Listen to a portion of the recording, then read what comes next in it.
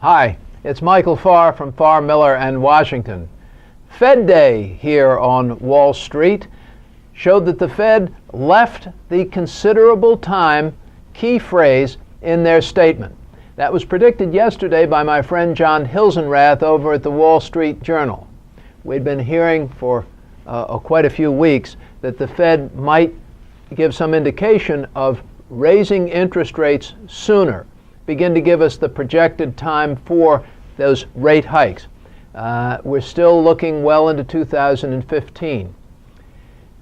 They did decide to continue to taper the quantitative easing so that they are going to be purchasing something like $15 billion in securities, treasuries, and mortgage backs again this month, and then end that purchasing program next month or at their next meeting.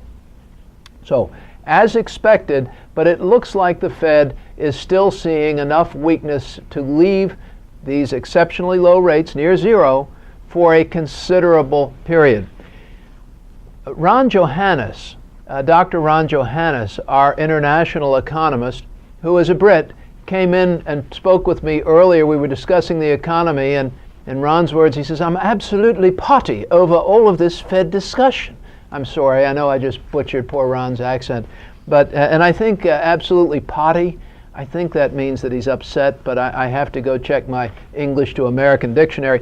He brought me the statement from Janet Yellen's first press conference as chairman, February 27th, in which she said, "Highly accommodative policy will remain appropriate for a considerable time after asset purchases end."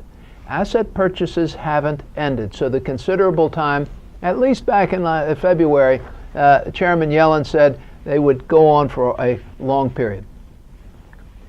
The Dow Jones Industrial Average yesterday and S&P 500 made new all-time highs. We've seen a series of these all-time highs. Remember the rule, buy low, sell high. This is not low if you're considering buying. Also remember what Warren Buffett says about American investors. He says they're funny. They hate stocks when they're cheap, love them when they're expensive. People who didn't trust the market at 10,000 or 11,000 or even 12,000 now have looked at it go up for year after year and say, well, it looks safe enough, maybe I'll get in and I'm ready to buy now. Really? It goes over 17,000 for the first time and you're ready to buy now?